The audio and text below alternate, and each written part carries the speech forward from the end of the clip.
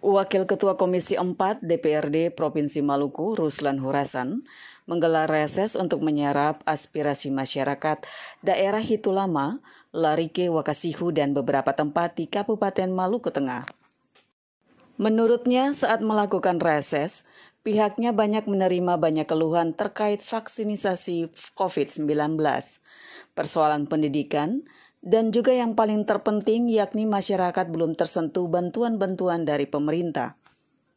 Dikatakannya lantaran banyak masyarakat yang belum memiliki iktp, kartu keluarga, sehingga hal ini mempersulit mereka untuk menerima bantuan-bantuan tersebut.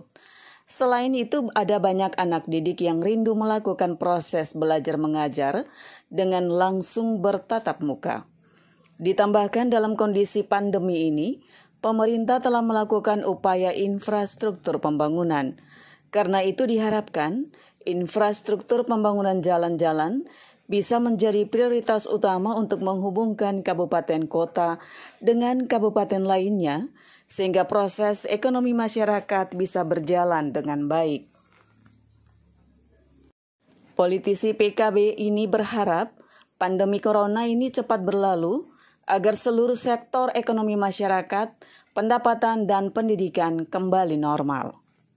Kunjungan saya bertemu dengan masyarakat dalam agenda reses masa sidang 1 tahun 2020. Ada beberapa hal yang menjadi usulan dan aspirasi masyarakat.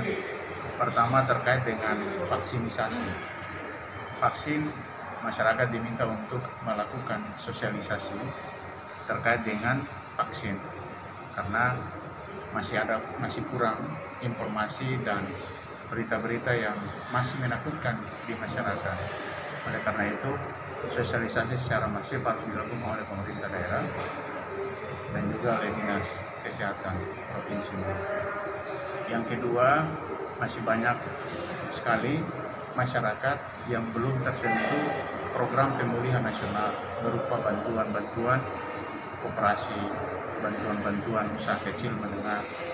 Ini yang perlu dievaluasi bersama, baik pemerintah provinsi maupun pemerintah kabupaten kota. Ternyata masih banyak masyarakat kita dari sisi catatan sipil belum memiliki ektp, kartu keluarga, dan lain-lain.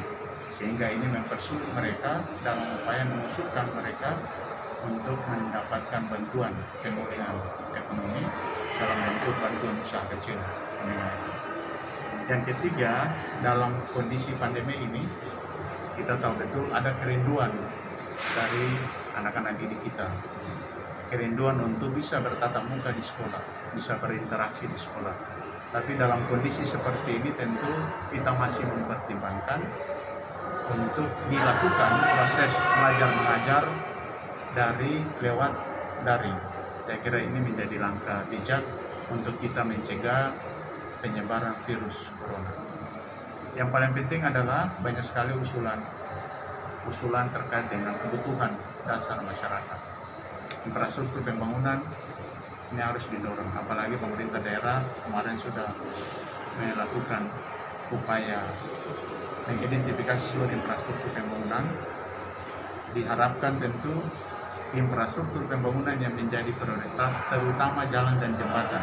Di lokasi mana saja, Pak? Saya kira di Legitu, jembatan Mamua, alhamdulillah tahun ini juga dikerjakan. Jalan-jalan yang menghubungkan antara kabupaten kota dengan kabupaten yang lain, sehingga proses ekonomi masyarakat ini bisa berjalan dan tumbuh secara baik dalam kondisi corona ini. Harapan kita ke depan, pemerintah daerah baik provinsi Maluku maupun pemerintah kabupaten kota harus proaktif merespon cepat apa yang menjadi kebutuhan masyarakat. Karena masyarakat hari ini tidak lagi membutuhkan kita untuk berteori, berbicara, tapi action. Program pemulihan ekonomi nasional harus ditindaklanjuti secara baik lewat APBD maupun dana DAD, penugasan dan lain-lain untuk bisa dimanfaatkan dan bermanfaat bagi masyarakat, terutama di provinsi Maluku, terutama di Kabupaten Maluku. Jadi itu beberapa hal yang kami dapatkan. Kami optimis kondisi ini bisa lalu berdoa bersama supaya kondisi corona ini bisa berlalu dan seluruh sektor ekonomi masyarakat tumbuh, pendidikan kembali pulih, dan pendapatan kita kembali normal. Itu yang menjadi harapan kita. Kita tetap semangat, harapannya supaya corona ini bisa berlalu dan aktivitas masyarakat bisa berjalan secara baik. Reses kemarin apa di daerah-daerah? Itu Meseng, itu Lama, ada juga lari ke Pakasihu, dan reses saya metodenya berinteraksi dengan kelompok masyarakat. Ada majelis taklim, kelompok pemuda, dan itu dilakukan secara door to door, secara masif, sekaligus mendengar secara langsung apa yang menjadi keluh kesah, dan beberapa poin tadi yang saya kemukakan di atas itu adalah bagian dari usulan aspirasi. Ada yang belum mendapatkan bantuan sama sekali dikarenakan kendala catatan sipil. Ada yang belum memiliki EKTP, ada yang belum memiliki kartu keluarga.